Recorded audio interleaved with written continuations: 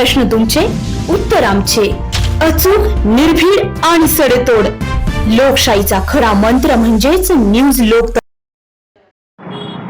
आज आपण येवले शहरातील फत्तेबुरुज नाक्यावर आहोत आणि एक प्रकारे ट्रॅफिक म्हणजे येवल्याच्या पाचवीला पुजलेला आहे आणि त्यामुळे रोज या ठिकाणी जे आहे ट्रॅफिक जाम होण्याचे प्रकार घडतात.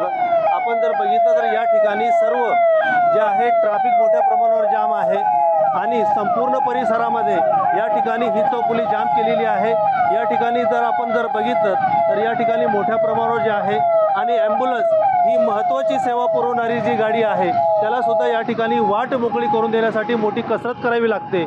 आणि जर आपण बघितलं तर या ठिकाणी जो आहे हा संभाजीनगरकडून येणारा जो रस्ता आहे तो संपूर्णपणे जाम झालेला आहे. म्हणजे जवळपास 1 किलोमीटरची रांग जी आहे या ठिकाणी लागलेली आपल्याला पाहायला मिळते. जेणेकरून या ठिकाणी जे आहे आपण जर बघितलं तर हा इकडे पाठीमागे मनमाड रोड आहे आणि या मनमाड रोडवरती येणारी जी ट्रॅफिक आहे ते सुद्धा संपूर्णपणे जाम झालेली आहे.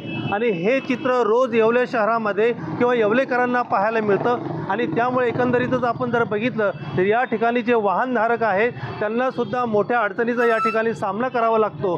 तर एकंदरीतच जी अर्जंट जाणारी वाहतूक आहे त्यांना मोठ्या संकटाचा या ठिकाणी सामना करावा लागतो.